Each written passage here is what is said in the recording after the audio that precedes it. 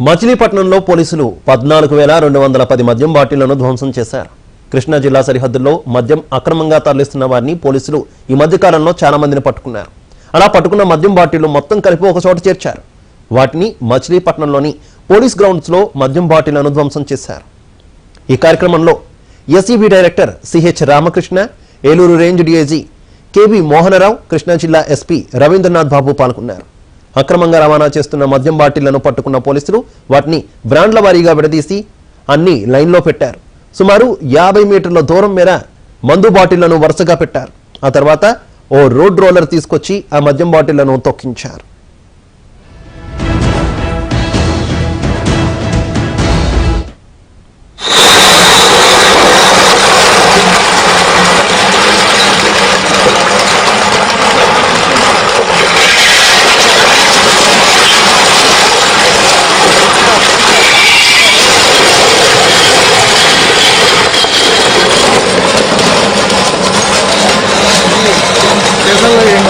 డబ్బాలో పగులుతున్నాయి.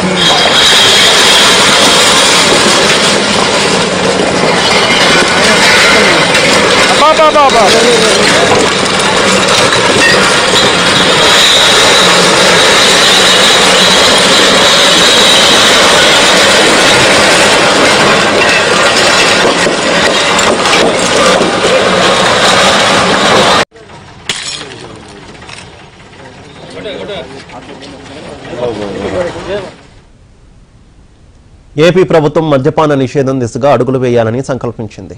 ఈ క్రమంలో భారీ ఎత్తున మద్యం ధరలను పెంచింది. లాక్డౌన్ మినహాయింపులు ఇచ్చిన తర్వాత భారీగా మద్యం ధరలు పెరిగాయి. ఈ క్రమంలో పొరుగున ఉన్న తెలంగాణ నుంచి పెద్ద ఎత్తున మద్యం ఆంధ్రప్రదేశ్లోకి అక్రమంగా తీసుకెళ్తున్నారు కొందరు.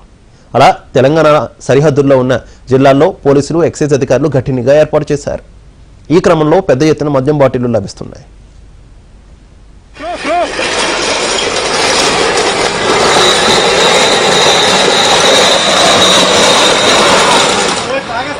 నాలుగు పెడుతున్నారు ఎవరు.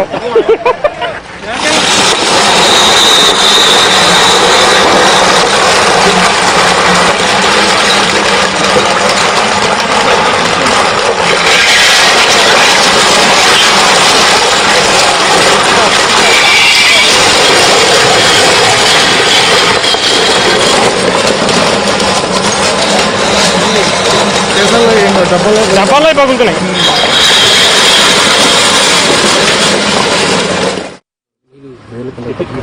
రాష్ట్ర ప్రభుత్వం పెట్టిన నూతన ఎక్సైజ్ పాలసీ అనుగుణంగా స్పెషల్ ఎన్ఫోర్స్మెంట్ బ్యూరో పెట్టడం జరిగింది. అప్పటి నుంచి కూడా మద్యం మీద కానీ ఇసుక మీద కానీ భారీ ఎత్తున పోలీస్ రైడ్ చేయడం జరిగింది.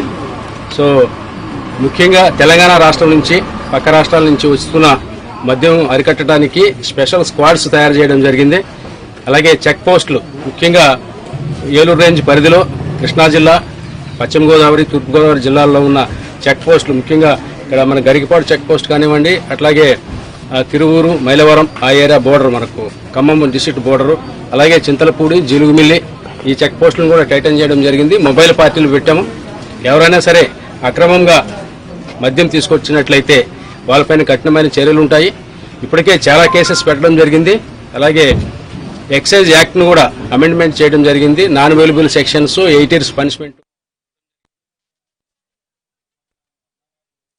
ప్రభుత్వ పాలసీని ఇంప్లిమెంట్ చేయడం కోసం 2 నెలల క్రితం స్పెషల్ ఎన్ఫోర్స్మెంట్ బ్యూరో ఏర్పాటు చేయడం జరిగింది స్టేట్ లెవెల్లో. ఈ బ్యూరో ఏర్పాటు చేసిన లాస్ట్ 2 monthsలో ఎస్ఈబీ అఫీషియల్స్ మంచి వర్క్ చేస్తున్నారు. ఆల్ జిల్లా ఎస్పీస్ గైడెన్స్తో లోకల్ ఎస్ఈబీ అడిషనల్ ఎస్పీస్ కానీ, ఏసీస్ కానీ అందరూ కూడా చాలా మంచి వర్క్ చేస్తున్నారు. స్టేట్ వైడ్ గత 2 నెలల్లో లిక్కర్ సీజర్ చూస్తే 300%, శాండ్ కేసెస్ చూస్తే అరౌండ్ 400% పెరగడం జరిగింది.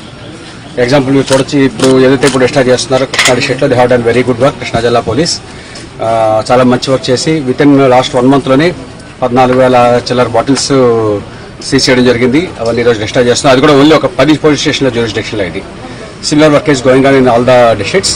So I congratulate SP Krishna on this and all the SCB officials who is taking part.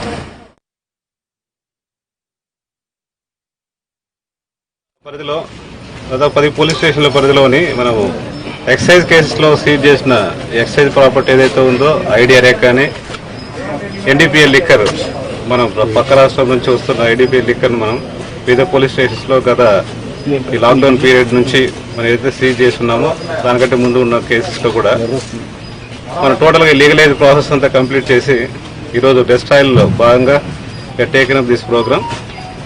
So దీంట్లో భాగంగా ఈరోజు దాదాపు 10 పోలీస్ స్టేషన్ లిమిట్స్లో 312 కేసెస్లో సంబంధించిన ప్రాపర్టీ ఐడిపి మనకు ఎన్డీపీఎల్ లిక్కర్ వచ్చేటప్పటికి టోటల్గా మనకు 14,189 బాటిల్స్ మనం ఈరోజు డెస్ట్రాయ్ చేస్తున్నాము.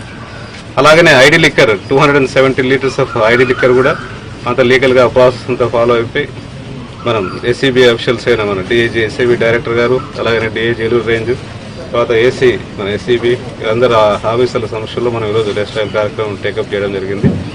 రాబోయే రోజుల్లో మనం సోఫార్ చాలా కేసులో మనం సీజ్ చేస్తున్నాం.